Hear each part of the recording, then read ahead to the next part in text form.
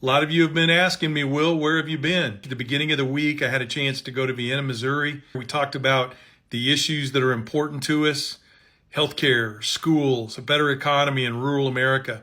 I got to go down to Bastrop, Texas to a rural summit there. Right at the top of the list in social media engagement was a debate over which party was responsible for these horrible unalivings in the state of Minnesota. Was it the Democrats' fault? Was it the Republicans' fault that this happened? Maybe I'm talking in too sanitary a manner about the challenges that we face. In other words, it's easy just to spout the statistic that 700 rural hospitals are about to close across the country. Somewhere, someday, sooner rather than later, the woman who you love more than anybody else you've ever loved in your life is going to be having a baby and will suffer complications. Or maybe that grandfather or grandmother that raised you, like mine stepped in to help raise me, maybe they'll have a medical emergency and they won't make it because they don't have the rural health care available to get them stabilized. We talk about our schools.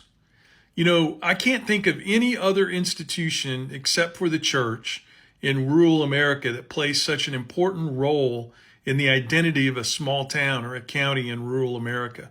And just the thought that all of the cuts that are occurring right now and the privatization and the vouchers, it just makes me sick at my stomach. And I think that if we set aside the politics and we set aside the petty bickering and we set aside the lines that we like to draw to separate ourselves, I think we would all see that and we would all want to work toward a common goal of better health care and better schools. Regardless of what politician is pushing for better infrastructure in rural America, you know, these are important issues that need to be addressed.